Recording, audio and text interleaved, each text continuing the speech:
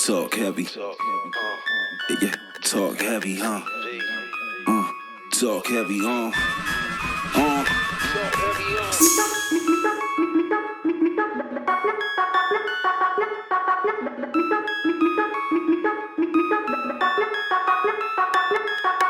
Heavy going live from the field with the realness.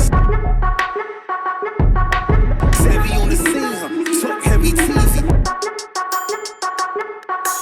Heavy going live from the field with the realness. Heavy going live from the field with the realness.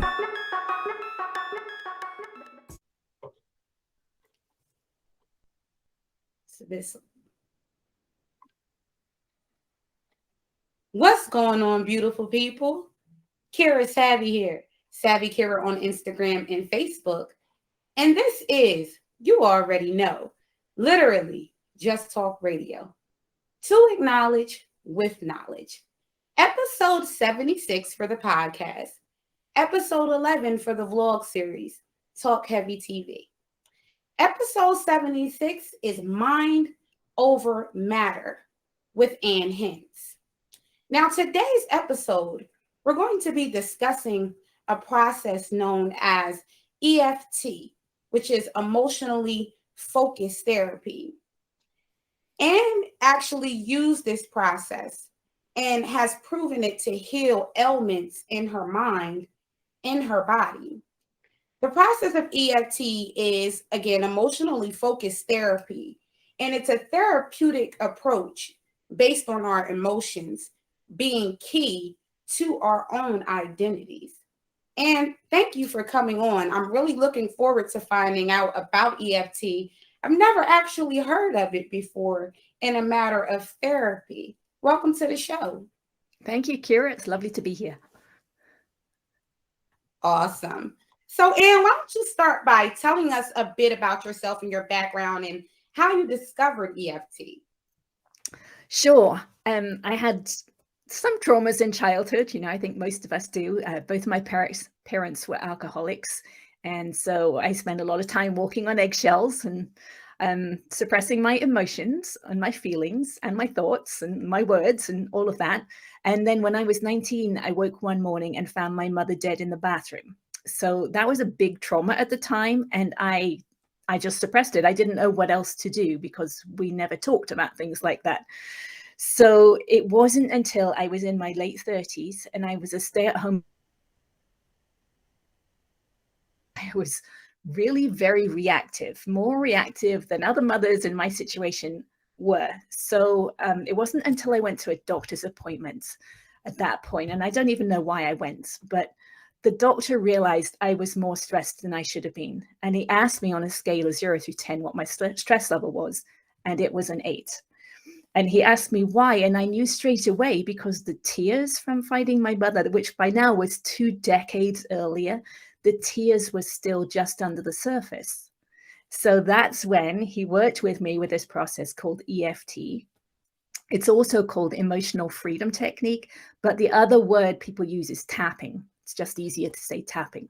So he worked with me. We tapped together about the event of finding my mother, and I walked away from that appointment being able to tell the story in my mind without the tears there. They had disappeared. So it felt like such a huge shift for me that I knew it was something that I could look into a little bit more. So I did. I had a 17-year-old cat at home that needed to have daily saline shots. And the first shot, my hand was shaking so much that I wasn't going to be able to do it every day. So I thought, well, this is a good test case, right? Because I was a software engineer, so I like to know things worked. So I thought, well, I'll tap on it. So I did. I tapped about my fear of hurting my cat, my hand shaking, my fear of injections, and my memories around injections. So I tapped about all those different aspects. And the next day, the needle just slid right in. My hand did not shake at all. It was totally calm. And it was such a huge shift that I knew that this technique was deceptively powerful. So that's when I started using it. And I find it fondly interesting how the mind can control our entire body. It is responsible for our entire body, our feelings and our emotions. And I'm glad it was something that was recommended by a doctor or a physician. So, how important is it for you to think it is for us to understand our mind's control over our emotions? Well, it was a really interesting experience with the doctor because that was actually the first time that I recognized that our emotions were stored physically in our body. Hadn't had that mind connection hadn't happened before that moment. And so then to realize that we have the choice to let it go, to let those emotions go, that was pretty big, right? That's a big discovery when we all make it. I think hopefully we all do.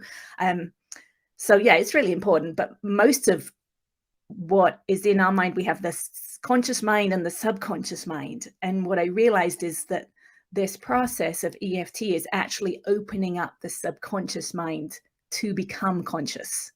So when I started working with EFT, so I started working with it every day. So I would notice when I was becoming emotional during the day, and then I would tap on it and let the emotion go. And I noticed my mind started to become quiet, which is what I wanted. But I wanted more than that. I could tell it was working. So I wanted to do more. So what I did is I wrote down a list of every emotional memory I could remember from my whole life. And I worked through one each night. So I tapped for about an hour to an hour and a half each night. And I noticed my mind becoming more peaceful. And it was amazing. At some point, I noticed that it felt like I was actually living in a different reality. And I realized the words that I had been using in my mind, the ones that I criticized myself with or judge other people, they had been my dad's words that I had programmed into myself in childhood. And I just played them over and over again. But it wasn't until I went through those memories and just released them that they disappeared from my mind. And it was amazing. Just felt different. And that is quite amazing, and that's rather interesting. And for me, I'm making a connection for one to the therapeutic responses from it. I'm for one someone who constantly pushes therapy, and knowing that there's a different type of therapy that really digs into and dives deep into our emotions. It's amazing. And I know it's something I can use being an emotional person. I was even called an emotional child. Going, a little off track into astrology. I'm 3 times water. Also, my sun, moon, and rising signs are all geared towards water, emotion, if you will. And it also has a resemblance to shadow work. And shadow work is where you talk to, I don't know if you're familiar, to your deepest, darkest self to really answer the questions that you probably have always had and tap into that emotion to really bring it into light. So you explain a little bit about how EFT works. Does it work differently for each person, or is the process pretty much etched in stone? The process itself is the same in that we're tapping on the same points. Each person taps on the same points, and we just go round and round with the same points. But the wording each person uses is different because what we're trying to do is we're trying to find our truth. So in your language right there, we're trying to find the shadow, right? But we can't always find it straight away. We have these layers upon layers upon layers of different emotions. And as we let go of one layer of emotion, the next layer surfaces until we've cleaned out that shadow, cleaned out that wound inside of us. So with the words, we're trying to find the actual word that resonates with us. Because there are thousands of videos online about EFT, and a lot of them use scripts. So they have specific words that people use. But unless that word totally resonates with your experience, it's not cleaning it out exactly the way we want it to clean out. So it's better for us to use our own words that resonate with us. And especially if if you used a different language as a child that you use now, you would want to tap with the language that you used as a child as you were programming those thoughts and words inside of you, because those are the ones that resonate inside of you. But you would also use your current language if you're very comfortable with that language now, because it's the words also have that memory inside of us. So yeah, does that answer the question? No, it does. And it makes a lot of sense. And I've always put myself in the position to not be ashamed of getting the help that you need. And I discovered that in getting my own therapy. So it's something that I want to introduce to the audience and everybody out there. It's something that if you have traumas, which we all have, and they all look different for us, try to find a way to really tap into that trauma better, to grow, to change your thought process. And I find it interesting that it has a lot to do with the words that you use and how powerful words are and how powerful they can actually be. Exactly. Yeah. I mean, just think of a word like hospital, right? Every person is going to have a different experience, a different history around that word hospital, right? You might work there, right? In which case it's got different feelings from someone who's been in hospital or someone who's had someone in their family in hospital. All of those memories live inside of us when we use that word hospital. It's just most of it is stored subconsciously. So if we clear out the history around those words inside of us, even that is going to change our lives. And one of the things you just said there was key, is actually once we do this work, once we let the shadow side go, let go of these emotions that are stored inside of us, we actually think different words. We think different thoughts because we couldn't access them before, but now we're kind of tuned into a different frequency, a different vibration. And it's really fun to have different thoughts that you've never had before. Yes, it is most certainly, because it's something I didn't even have a name for, but I started to do myself. When I started the podcast, I came up with talk to acknowledge with knowledge. Is because I wanted people to talk and think about their thought processes and how our lives are connected to the way we think. And in order to change our existence, we have to change the way we think. And the way we think is, charged to the way we even feel. I want to go into discussing a bit how you've been able to heal ailments over time. What has that looked like, or what has that been for you? Yeah, so my story went a little beyond EFT, right? I found my mind becoming quiet, which was so nice. And I also realized it was an expansion of awareness. So to begin with, when I started using EFT, I really didn't know how I felt about anything. I had suppressed so much that, I always said, oh, I'm fine, even though I wasn't necessarily underneath. So as I did this process, I became more aware of my emotions, of how I was actually feeling. And then underneath every emotion is a set of physical sensations. So like when we're feeling fear, when we're feeling afraid, we're probably holding some tension somewhere in our body. But to begin with, and we're not aware of that, at least I wasn't.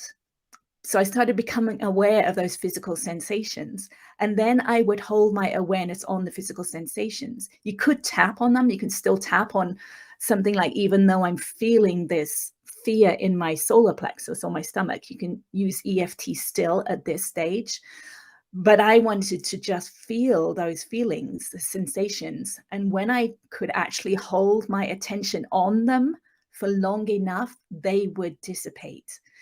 So I started doing this every day instead of the tapping. I would just hold my awareness on the physical sensations and let them pass through. And I started working on collective traumas. So like 9/11 or the Loma Prieta earthquake, things that I had experienced or seen on news, television programs, whatever, and feel those sensations in my body. And they would just pass through, which is a letting go of dis-ease in the body, right? This whole process, even with EFT, we're actually letting go of dis-ease in the body.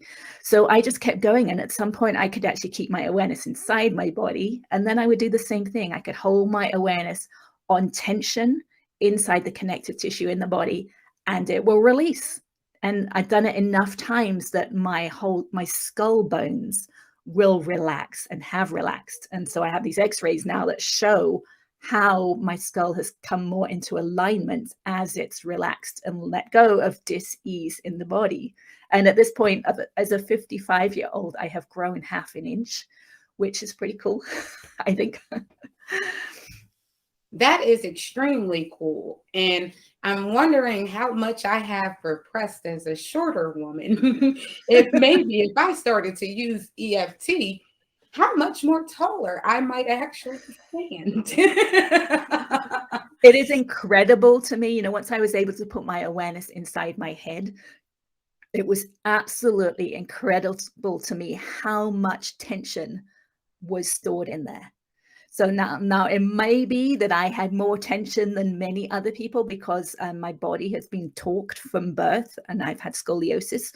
So it's been kind of twisted, but the forces holding it out of alignment were just incredible. So, you know, I think a lot of us have some of that inside of us, and that tension, that force is just holding us down. And once we start to let go of that, then you know, then we can straighten up, right? I can actually feel my neck straightening as I let go of tension. So yeah, it could be that we could all grow some more. Mentally, spiritually, emotionally, and physically grow. I find that to be absolutely amazing, absolutely incredible. And I know the process of EFT is something I'm going to speak to my therapist about, and even, you know, look into some things to kind of increase my self-care regimen. So, Anne, can you tell us, have you written any articles or do you have any references that you can give us that could really help us grow with EFT? Well, it's been around for quite some time now. The person who developed it, his name was Gary Craig, Craig, and he has videos on YouTube that you can look at. A lot of the newer videos have actually moved more towards the positive, but at this point, because I can put my awareness inside, I know that it's just the negative that's stored in the body. And that's why EFT is so powerful, is because it's just working on the negative. It's just the darkness. That's what we need to let go of. And the light is already there underneath. So I do have a YouTube channel where I have some videos, that one video in particular that demonstrates EFT, but also talks about the different stages that I went through. And I have my book, which I wrote, which talks about the different phases, and it talks about EFT in detail in there. Awesome. And where can we find your book and when can we follow your work? Because I, for one, am definitely going to make sure I look into it. My book is available on Amazon, or you can ask your bookstore to order it. And yeah, you can contact me through my webpage. It's annehintz.com, or I have a public Facebook page that I really enjoy chatting with people on. I don't have many people chat to me there, so feel free to do that. I'm happy to answer any questions. So yes.